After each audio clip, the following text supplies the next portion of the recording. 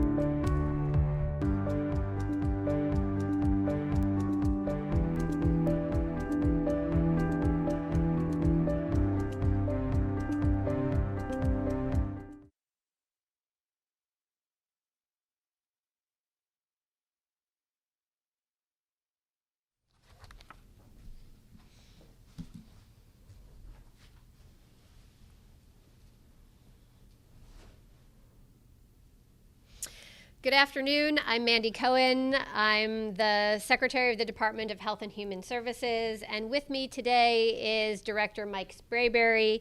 I want to thank Karen Magoon and Nicole Fox for doing our American Sign Language interpretation today, and want to flag that today is National Interpreter Appreciation Day. So I want to thank Karen and Nicole and all of our ASL interpreters who work so hard every day. Thank you. They're also working behind the scenes are our Spanish translators, Jackie and Jasmine Matevier. So I'll start with a rundown of our numbers and then get into some additional information. As of this morning, there were 12,758 laboratory confirmed cases in 99 counties. 516 people are currently hospitalized, and sadly, there have been 477 deaths. Yesterday, we shared that we are on track to slowly ease restrictions and move into phase 1 on Friday evening. That's great news. Governor Cooper has signed a modified stay-at-home order. Staying home is still the best way to continue to slow the spread of the virus, protect our families and our neighbors. At the same time, we know we cannot stay in our homes indefinitely. So, in phase 1, any retail business may open at 50% capacity. Businesses will be required to practice social distancing, perform frequent cleanings, provide hand sanitizer when available, screen workers for symptoms, and take other measures to protect employees and consumers. Once we're in phase 1, people may leave their home to go to any business that is open. We continue to encourage teleworking for business that can practice it. And certain businesses do remain closed during phase 1. Those include bars, personal care businesses, entertainment venues, and gyms. Restaurants can continue to serve customers for drive-through and takeout delivery. Since last evening, I've received a number of questions as to why more businesses aren't included in this first phase. So let me break that down a bit more. Given the nature of the virus, given that it's highly contagious and it can be very dangerous for some, we wanted to approach these easing of restrictions in a measured way. We wanted to start with lower risk activities, where you're largely walking around if you're indoors, and where it's easier to social distance. In 2 weeks, when we reassess where we are on our trends and hopefully are able to move into phase 2, We can layer on these higher risk activities where you may not be able to social distance or you might not be able to social distance, or you're going to have to sit down for a more prolonged period of time, such as a salon where you're in close proximity or a restaurant where you're seated. Those activities will always still have risks, and we will need to do all the things that we're talking about now to keep the spread of the virus low when we address those additional activities. I also wanted to make a clarification from yesterday's press conference. While overnight camps are not going to be operated in phase 1, we haven't yet made a decision about what overnight camps will do in phase 2. We've been awaiting some national guidance from the Centers for Disease Control and Prevention and from the American Camp Association to determine how we're going to move forward with overnight camps and determine if they're going to open in phase 2. So stay tuned for that guidance. Day camps, however, are allowed to operate in phase 1 as long as they follow the guidance released by the North Carolina Department of Health and Human Services. The new order also recommends that people wear face cloth coverings when leaving their house and may be near other people who may not be your family or not your household members. We have an FAQ about face coverings on our website. I'd encourage you to go check that out. By covering your face when you go out for your essential reasons or for commerce, you're being a good neighbor and a good community member by using those face coverings. Face coverings, remember though, are not a replacement for the other evidence-based measures, such as waiting 6 feet apart and washing your hands and remaining home whenever possible. We have to do those in coordination. And we can't talk about face coverings and not acknowledge that some populations may feel increased anxiety and fear of bias and being profiled wearing face coverings in public spaces. If someone is the target of ethnic or racial intimidation as a result of following the recommendations to wear face coverings, I strongly encourage that it is reported to law enforcement or another government entity. For now, we still want you to stay home, and if you're sick, you should definitely stay home. If you do go out, remember your 3 W's: wear, wait, wash.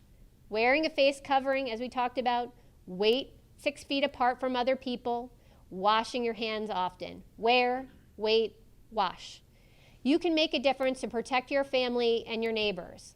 Let's keep looking out for one another and staying home to save lives. I thank you for that. Now I'll turn it over to Director Mike Sprayberry. Thank you, Madam Secretary. Good afternoon. Today is day 58 of the State Emergency Operations Center's COVID-19 response. The mission to support the food supply chain continues. 83 counties now have appointed feeding coordinators, and we thank them for that. 178 soldiers and airmen from the North Carolina National Guard are supporting food banks, and 98 guardsmen are supporting school districts. The Food Supply Chain Work Group is meeting daily and is working to fill feeding gaps and to support the food system. You can also help make sure people are fed with a donation to a local food bank. Visit feedingthecarolinas.org to find a food bank near you, or you can donate online. Our logistics and sourcing teams continue to purchase, receive, and distribute personal protective equipment and other supplies. Yesterday, the teams delivered supplies to 57 counties and 1 healthcare preparedness coalition. Thank you to our National Guard and Civil Air Patrol partners who are making many of these deliveries every day and as I sit here today. This is day 4 of Hurricane Preparedness Week. Today's focus is on insurance. Having flood insurance is one of the best things you can do to protect yourself and recover faster after a hurricane or flood. It's also good to check your homeowner's insurance coverage and make sure it's sufficient to cover your needs now before you are impacted by an event.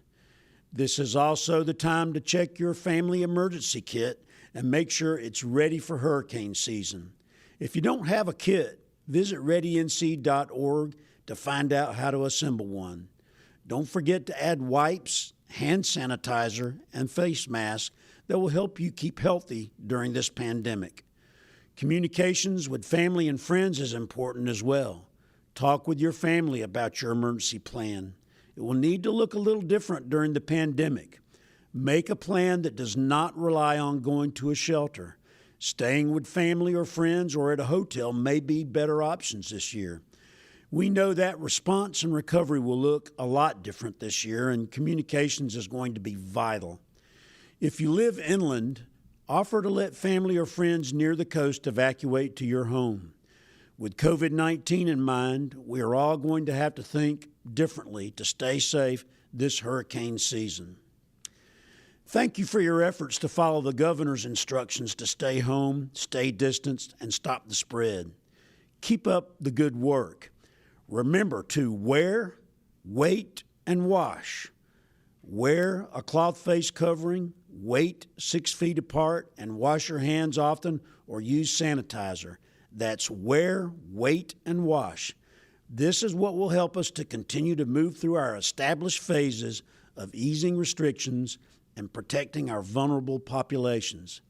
As always, don't forget to look out for your family, friends, and neighbors, and to call your loved ones daily. Guaranteed they'll appreciate it. With kindness and cooperation, we will all get through this together as one team, one mission, and one family. Thank you so much, and I'll now turn it back over to Dr. Cohen for questions and answers. Ma'am, you have the floor. Great, thank you, Director. And I think your one mission, one family is more important than ever as we think about the easing of restrictions and moving through them as quickly as we can. It takes our collective effort, whether it's doing the 3 W's, continuing to watch out for your friends and neighbors, that's going to get us through fighting COVID-19 together. So with that, we'll turn over to your questions. Our first question today is from Joe Fisher with WRAL-TV. Good afternoon. This is Joe Fisher with WRAL. My question is about food processing plants throughout the state. Today, we found out that the number of cases has more than doubled in the last week. There's nearly 1,000 cases now. That's almost as many cases that are in jails and could potentially surpass the number of infections that we've seen in nursing homes. And in many cases, workers who we have spoken with at these plants do not know how severe the situation is because they say employers are not relaying comprehensive numbers. And of course, the state at this point has not released information about specific facilities. So my question is, do you all plan to confirm the names of these food processing facilities and the number of cases so that the public can try to get a better handle on the outbreaks in their communities? Joe, thanks for that question. As you know, the food processing plants in our state are critical to us keeping up our food supply, not just here in North Carolina, but around the country and around the world. The president has already taken action to keep those food processing plants activated, and we have done a lot of work to make sure that the workers in those plants are protected and that we are keeping those plants open. As you know, this is an industry that is heavily regulated well before COVID-19. It's regulated by the Department of Agriculture. They continue to be the regulatory body here. From the public health standpoint, we have been offering our assistance to make sure that these organizations are doing everything they can to protect their workers and to slow spread of the virus, both in their plant. So we've been working to provide technical assistance on things like using face coverings or masks, putting up barriers, or doing other ways of deep cleaning, and again, good measures that will help prevent the spread of the virus. But these are plants that need to continue to run. It is not possible to always do the social distancing. And again, how do we put in place the kinds of things that are necessary so they can keep operating? That's been our primary focus. We've also been working to make sure that their workers can get tested, either bringing testing on site or somewhere close by. The difference between plants, though, and some of our congregate facilities is obviously people come to the plant to work and then they go back home to their communities where they live. And obviously the virus can be transmitted in either place. They can pick it up at the plant, but they can also pick it up in their communities. So it is a different setting. These are also private business organizations, as you well know. So we are working closely to provide them, as we will to many businesses. We'll provide help and technical assistance to make sure they're able to protect their workers, their customers, and to follow our guidance as best as possible as we go forward. Thank you.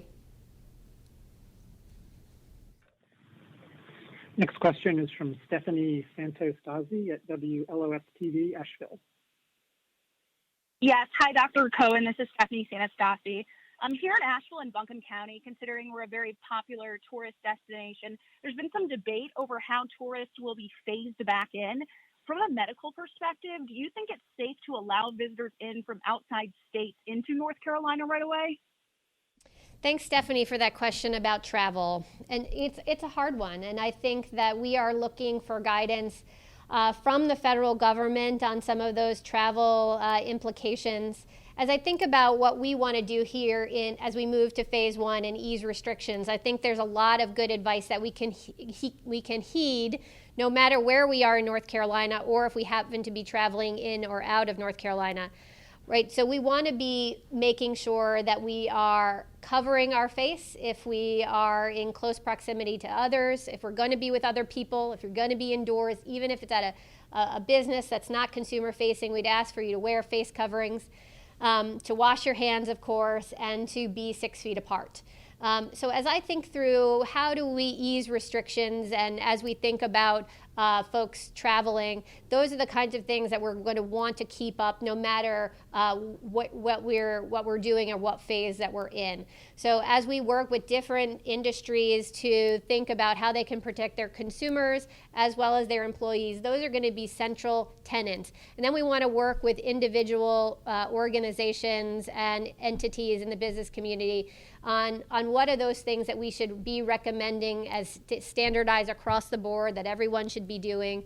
Many businesses are already doing those things, and thank you for that. And that's what we want to make sure that we're codifying in our recommendations as we go forward. Some of those come from the CDC, others need specificity to here in North Carolina.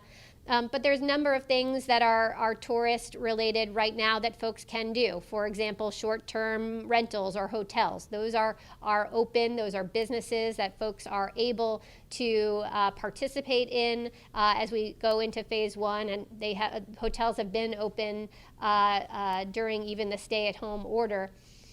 So again, wanting them to focus on those good hygiene activities that are going to keep both their customers and their employees safe as we go forward.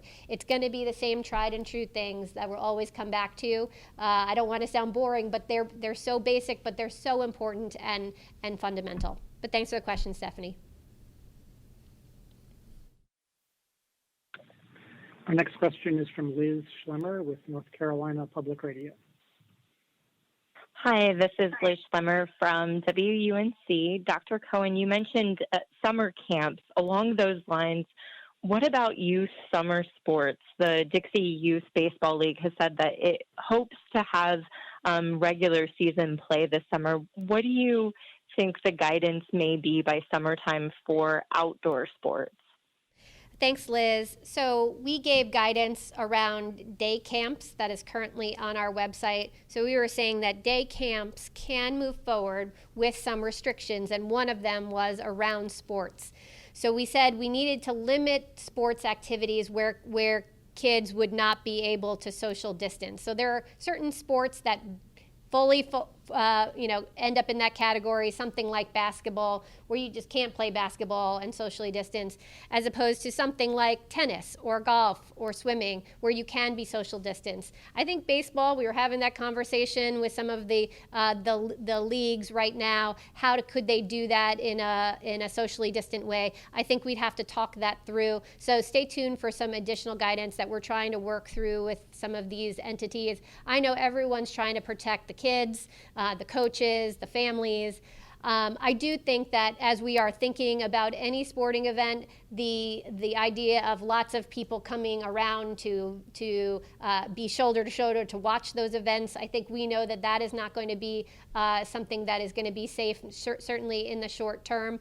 So we are thinking about ways how could sports and people continue to get exercise and practice and continue to participate in them while still protecting themselves from COVID-19 and protecting all of our communities, right? Because it's not just about not having the virus spread amongst kids, but it's really about our whole community. So stay tuned for more guidance there on sports, but we have given some preliminary guidance, at least to day camps, about what sporting they could do within a day camp setting.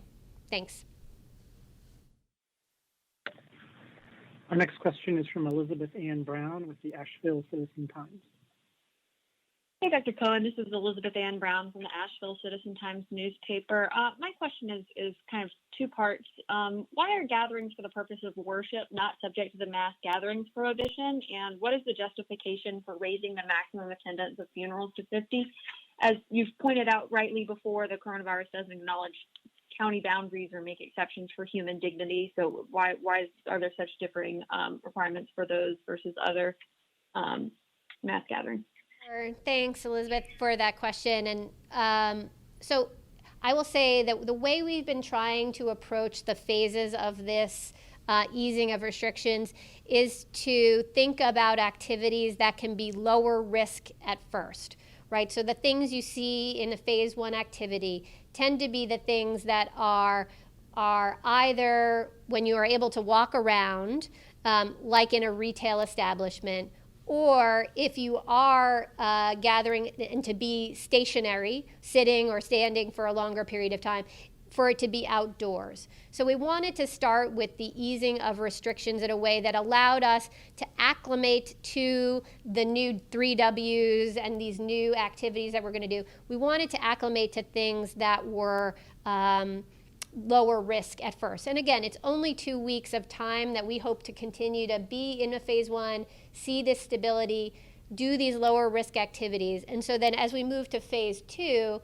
when you get to some of these higher risk activities, we know anytime you're going to sit down and be more sedentary, you just have more risk of transmitting the virus, because that the guidelines are prolonged exposure, right? That is what drives the science here.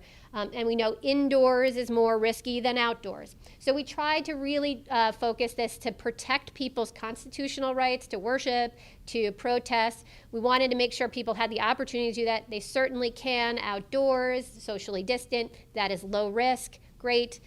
We wanted to, again, start with lower risk activities in phase 1, and then just 2 weeks from now, assuming all of our metrics are continuing to trend in the right direction, we can move to some of those higher risk activities, but that's where we have to be particularly good about the 3 Ws as we go into those activities. So I think we're just trying to phase our way into some of this work.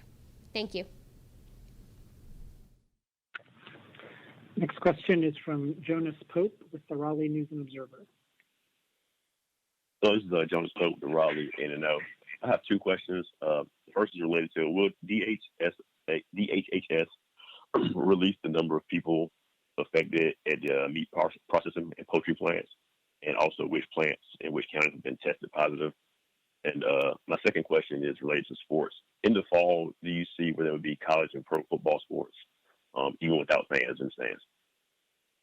Great, thank you. So on our meat processing plants, as I said before, this is an area that's highly regulated by the Department of Agriculture. We've been doing our assistance to make sure that they are complying with our infection control protocols. Currently, we do not have additional information about that on our website. In terms of sports, again, I think we need to see how we move through these phases. I know a lot of the professional sports organizations are currently trying to assess what are the things that they need to do in order to keep their athletes protected, their coaching and other staff protected, and then think about the fans that come to see things in person. I do think that this virus is going to be with us. I think we know that. We don't have a cure. We don't have a vaccine. We know this virus is going to be with us until that time. And so I think that we're going to have to modify how we think about enjoying sports going forward. I think there are ways to do that. Certain sports lend themselves to moving forward probably more quickly. As we've talked about, I know NASCAR, for example, is going to be moving forward without fans in the stand, but still allowing those of us at home to enjoy watching NASCAR on TV. There are other sports, like I mentioned, tennis and others, where there's not as much, there's always physical distance between athletes. So I think each type of sport's going to have to do that evaluation. We will be happy to participate in conversations for folks that are here in North Carolina, and we'll be certainly looking to national guidance from the CDC and others as we go forward. Thank you. Next question is from Andrea Blanford at ABC 11. Hi, Dr. Cohen. It's Andrea Blanford with ABC 11. This time of year, especially, people are just trying to make plans more than a couple of weeks out, weddings, festivals, and the like. Can you just tell us when the state will ease restrictions on the number of people who can gather, say 100 or 200 people just to be in one place? Or can you say right now that there is just a certain gathering limit that would only be acceptable when we have a vaccine? Thank you. Thanks, Andrea, for that. And it's unfortunately a question I can't answer yet. I think we are still looking at information and data, certainly taking guidance from the federal government, wanting to look at what's happening around the world in other countries to make some of those assessments. Now, look, we're going to base that information on as much of the data and the science that we possibly can. We know that when there are more people in close proximity, that's a high-risk situation. We want to be able to continue to have situations where if a larger number of people are coming together, that they can space themselves out, right? So 100 people in a 10,000 person arena is a very different scenario than 100 people in a small venue for only 200 people, right? So there's a lot of permutations here in terms of how many people to the relative size. So we're trying to work through that. And look, we all want to get back to the things that we love and enjoy. But what we know there's going to need to be modifications while the virus is with us. So that I can tell you for sure. There'll have to be modifications. The question is how large will those modifications need to be to protect folks? And we want to make sure that we are protecting folks. We want to make sure that we are saving lives, that we are slowing the spread of the virus, that we don't have too many people get sick at the same time. And we've done such hard work over the last number of months to get us to this point where we're able to move forward. And so we want to use the best science and data we have available and then make good judgment, right? As I said, it's not just about the sheer number of people. It's also the space that they're in and are they able to social distance? So those are the things we'll work through. We'll continue to get input from business leaders, from our faith community and others as we work through this. I wish there were easy, clear answers, but we'll try to work through this together. I know at the end of the day, they're going to come back to the 3 W's, which you're going to get sick of hearing me saying, but wash, wear, wait is going to be core, I think, to how we can get back to those activities that we all love. Thanks. Next question is from Claire Donnelly with WFAE Radio in Charlotte. Hi, Claire Donnelly from WFAE. I know that the state is working on a 100-county testing plan. I just wondered if you could talk about what that plan entails and when it would be implemented. Thanks, Claire. So we've already been working to ramp up our testing efforts across North Carolina. But we know that we need to do more, and we want to have that testing access be in all of our counties in different ways. And different counties have different resources. Some have hospitals that have laboratory testing right in their community. Others have FQHCs that are terrific. Others have a Walmart or a Walgreens that may be a place where there's drive-through testing. So it's going to look different in each county, and we're just putting together parameters and plans to help guide our local health departments and other partners on how can they best mobilize the resources they have within their own counties and figure out what's the best planning for them. We want to give them guidance, but I think this is going to be about drawing upon the best resources of different parts of the state, so there's no one size fits all. And we need a lot of partners in this. I'm really appreciative of our big commercial lab partners, the LabCorp, Quest, Mako, and others who have been helping do a lot of ramp up of testing work, have allowed us to already deploy mobile testing teams. Atrium Hospital, for example, is already deploying mobile testing teams into some of their underserved communities. So it's going to take tons of different partners with different tactics, and that's a good thing. We want lots of different ways for folks to be able to access testing. If someone is symptomatic right now, if you're watching this and you're like, I have a cough, I have a fever, I think I might have COVID, please call your doctor or your local health department or your local federally qualified health center and get tested. The testing is available, and so we want everyone with symptoms to get tested. And if you've been exposed to someone with COVID-19, we want you to get tested as well. So this is about also having the testing accessible, but also making sure folks know that we want them to go get a test if they're having symptoms or if they've been exposed to COVID-19. Thanks for that. Our final question today will be from Kate Martin with Carolina Public Press.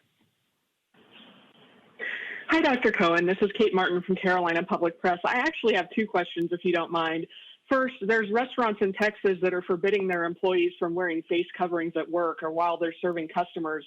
What is North Carolina's stance on what employers require of workers who are trying to protect their safety and that of customers?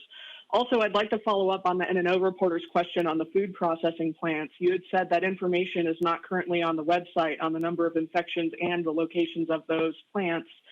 Does your department have that information? And if so, why won't you put it on the website?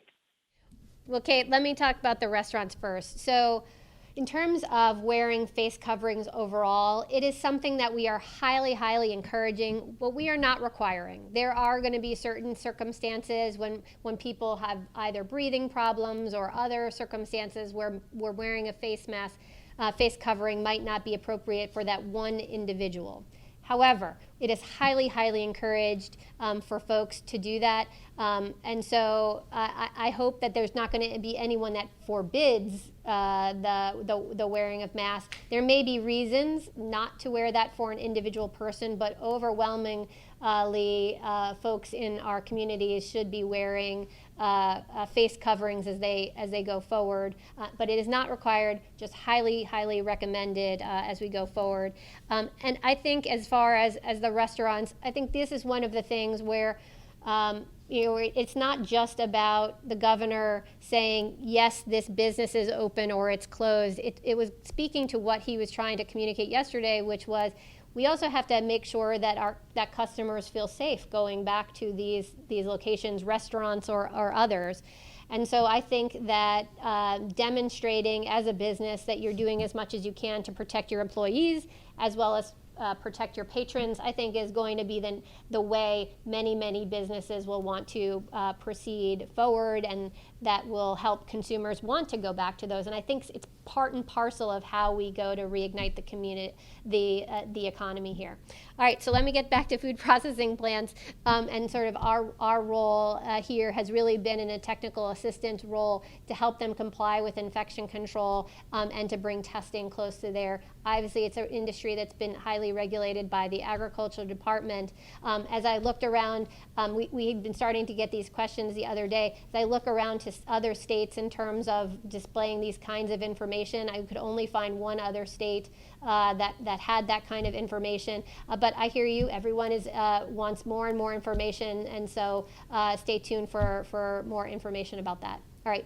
Thanks so much, and really appreciate, again, you guys tuning in. I think this is an important week to communicate some really important guidance to the people of North Carolina, so thank you to the press for helping us do that great communication.